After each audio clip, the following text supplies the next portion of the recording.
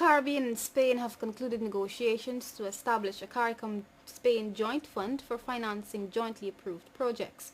This has been announced following a meeting between a Spaniard delegation and the CARICOM Secretariat. The fund will be the primary mechanism to be used by Spain for channeling support to CARICOM. Other issues discussed were new political cooperation, Spain's interest in contributing to the CARICOM Development Fund, and reform of international financial institutions. Relations between CARICOM and Spain have intensified progressively since the first CARICOM Spain summit in Trinidad and Tobago in 1999.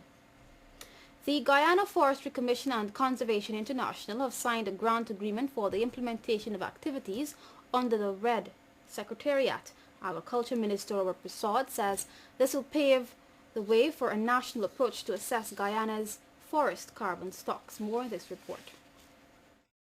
Given the global importance of forests, government has developed policy positions to maximize current and potential benefits of intact resources.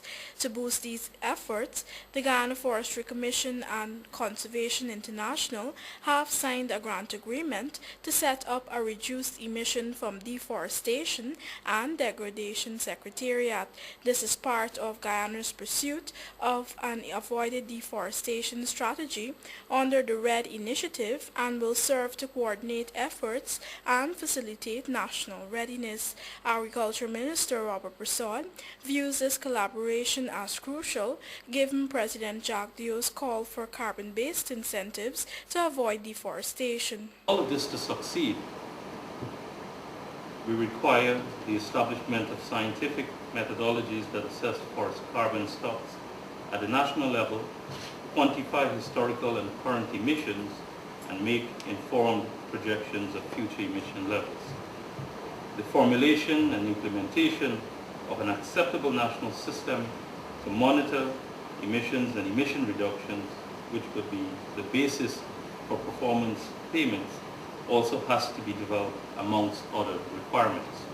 Since the RED concept is new, he says the GFC is enlisting the support of all stakeholders to build its capacity and develop a national strategy. A national approach to assess forest carbon stock has not been developed, much less implemented in Guyana.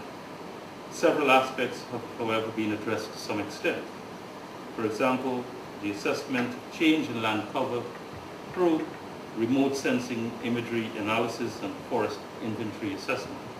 This will also allow for the creation of a framework to monitor and update the national carbon stock information base.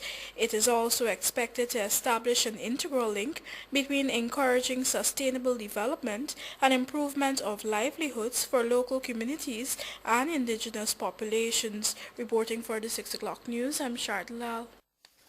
Welcome back. An early morning fire of unknown origin gutted a house at Buxton Sideline Dam, East Coast, Demerara. One person is now believed to be homeless as a consequence. Here details.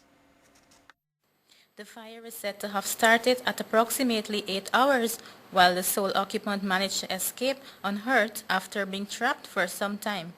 No one knew the origin of the fire, but neighbors told NCN that all they saw was smoke emanating from the building. One neighbor who refused to be photographed told this newscast that when the fire started, she was confused and hid under her bed. Reports indicate that the owner of the house, who lives abroad, and the occupant, whose name was only given as Marcio, was taken into custody at Vigilance Police Station. Representatives from Guyana Power and Light had reportedly visited the scene and removed the power cable from the house. Efforts to prevent the fire from spreading were successful, with only one nearby house being slightly scorched. Reporting for the NCN 6 o'clock news, Adeli Rampersad. The Guyana Water Incorporated will be regularizing customer tariff bound to ensure that payments are made according to consumption. CEO Karan Singh says many customers are not being charged based on their correct categories. Details from Unika Jones. Singh says while there will not be any increase in the current tariff structure, some customers may experience a change in their bill. He says they will now be placed into bands according to the value of their property. If you put a person in the correct band, a person may find that they're paying lower than they used to pay before. But you will also find there are people who might be now placed in the correct band and may be required to pay more than they used to pay.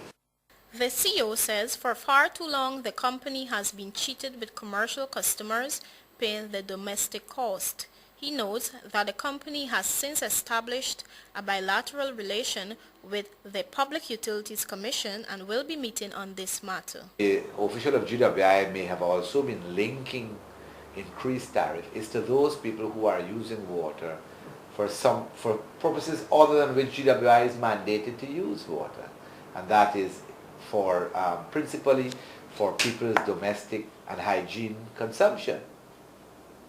We are not in the business of producing water to manufacture concrete blocks and for car washes and for washing your driveways and washing your fences.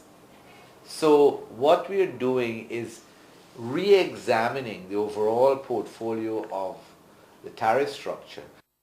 GWI has no authority to increase customers' tariff. However, this move is to regularize the categories that they are placed in. Onika Jones, this is Clock News.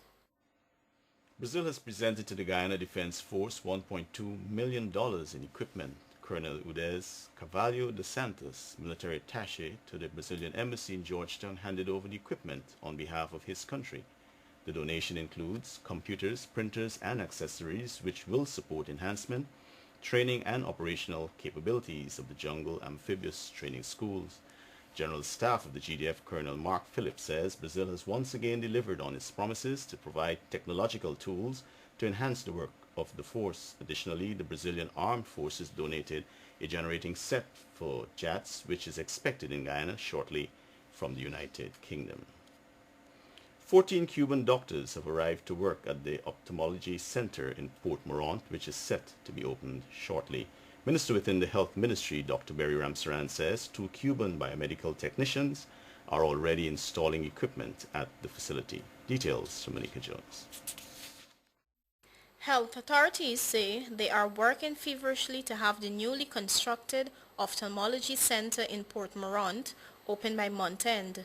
Minister Dr. Berry Ramsaran says all civil works on the facility are completed and technicians are now installing relevant equipment.